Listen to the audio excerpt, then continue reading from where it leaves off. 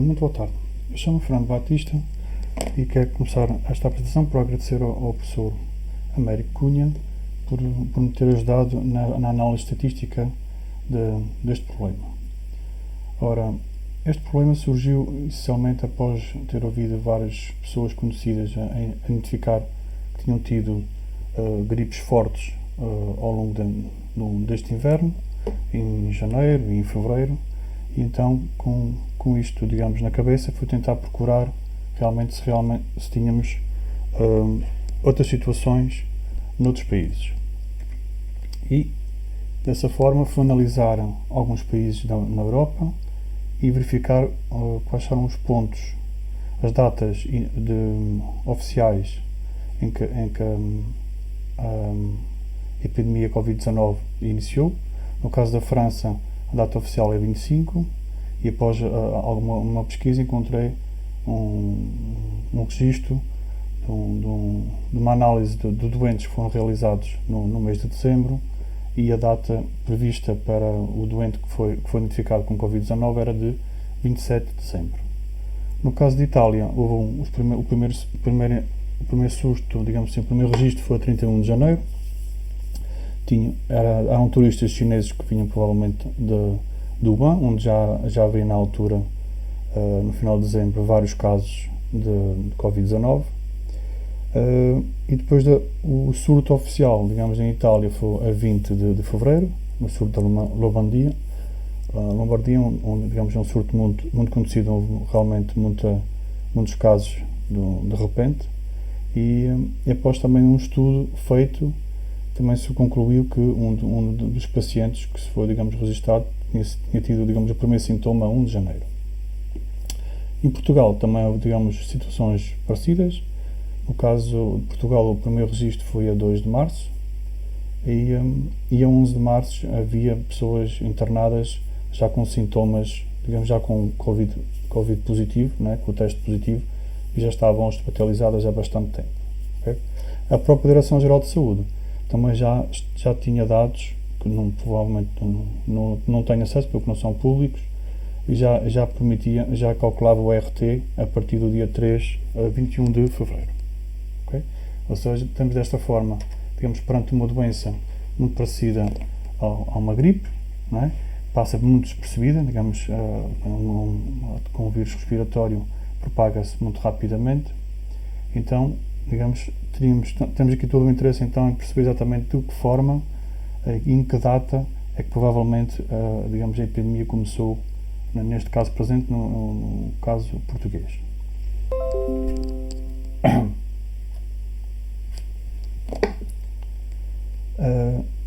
As curvas. A curva de dados do Portugal está aqui representado. Tivemos inicialmente, a partir do dia 2 de março, uma subida exponencial, não é?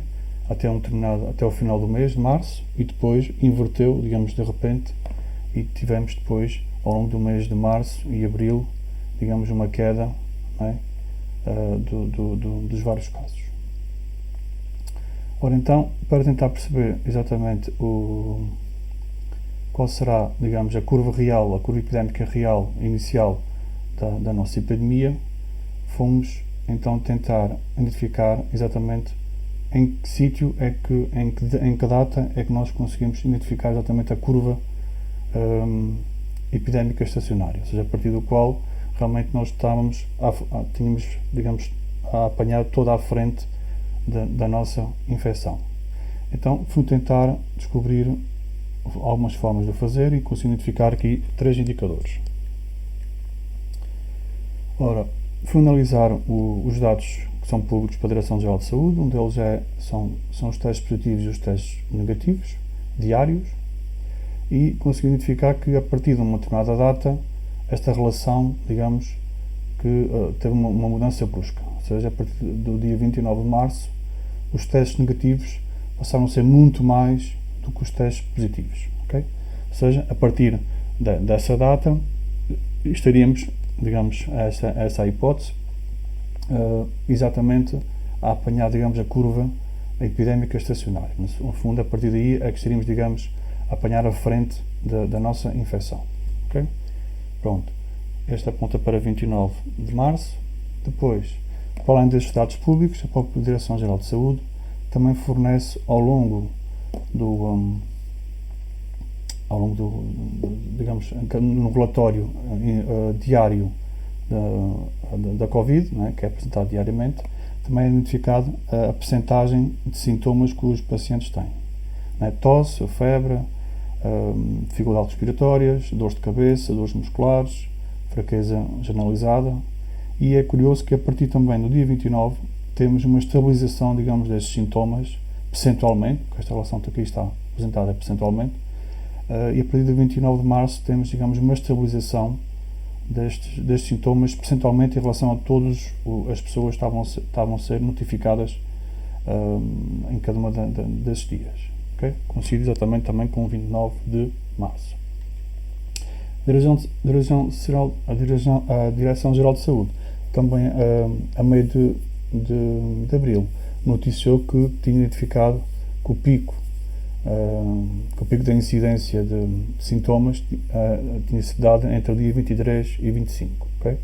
Na altura, o desfazamento entre os sintomas e as notificações positivas era cerca de 5 dias, o que de certa forma coincide também com o dia 29 de março, como, digamos, o início, digamos, da data a partir do qual nós podemos, digamos, olhar para a curva e ter certeza que estamos perante, digamos, a curva estacionária da epidemia.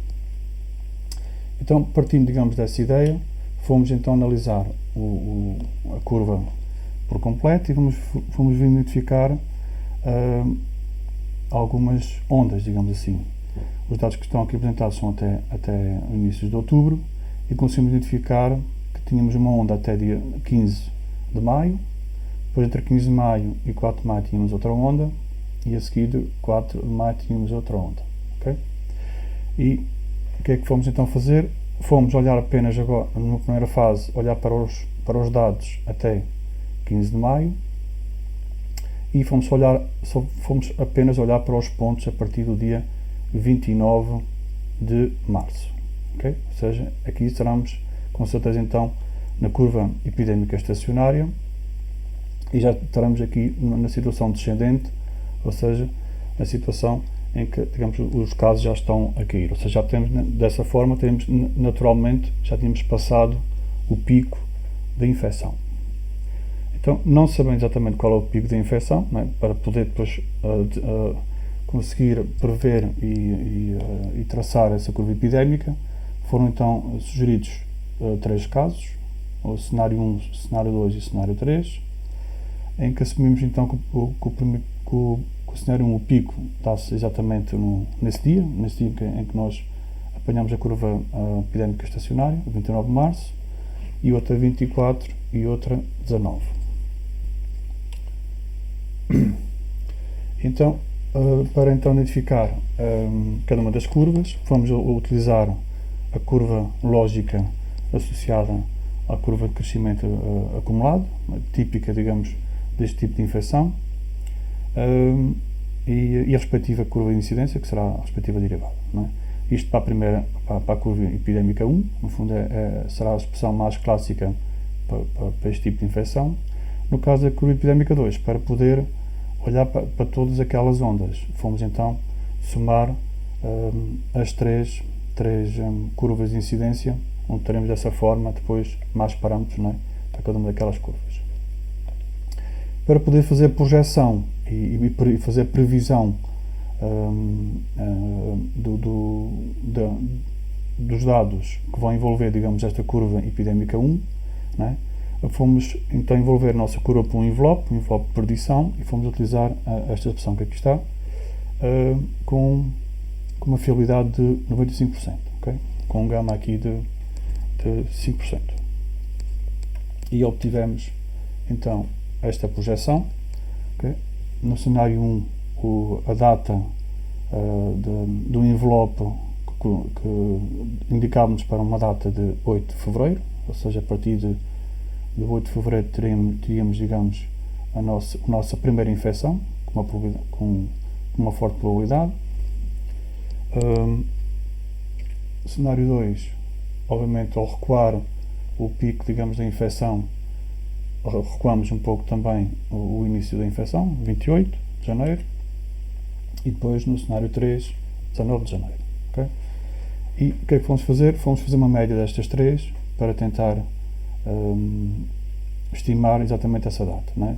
Admitimos que antes do dia 19 já seria, digamos, uma data muito recuada no tempo, então assumimos só estes três casos. Okay? Em termos médios, então, ficamos com o valor de 27 de janeiro. Okay? E assumimos, então, que antes do dia 27 de janeiro, teremos, dessa forma, o primeiro caso de infecção em Portugal. Olhando para a curva epidémica 2, neste caso, olhando para a curva média, temos um envelope mais estreito, devido provavelmente a esta terceira onda, que a curva, digamos, está mais bem definida, e dessa forma todo o envelope fica mais estreito, e a data, digamos, que nos é indicada por este agressor é de 15 de janeiro. Como a primeira curva faz realmente mais sentido, nós vamos olhar exatamente para a primeira curva. Ora, isto tudo que esta situação que nós estamos aqui a indicar, obviamente que fomos fazer várias simplificações. Uma delas é não levar em conta que o confinamento que foi realizado a partir do dia 18 de março, as próprias notificações. No início havia notificações desfasadas no tempo, não é? Umas demoravam a semana anterior, outras demoravam 2 ou 3 dias, e não havia, digamos, havia um erro associado à notificação. E em termos, digamos, reais, para avaliar corretamente uma epidemia, o que interessa realmente seria as datas corretas de início de sintomas, e essa informação não é pública, digamos, em forma digital para poder ser tratada, não é? A Direção-Geral de Saúde só nos apresenta esses dados de forma gráfica, não é possível, digamos, obter essa informação. Então, olhando então para a curva epidémica 1, que é aquela que faz mais sentido destas duas, porque só vai identificar realmente a primeira onda, podemos então admitir que temos o primeiro caso antes do dia 27 de janeiro. Okay? Em termos ilustrativos, recentemente encontramos um artigo que também tentava determinar exatamente essas datas a nível de vários países da Europa, e no caso de Espanha, que é o país que Portugal faz fronteira, a data que os autores apontavam era de 28 de janeiro. Okay? Pronto, obrigado pela atenção.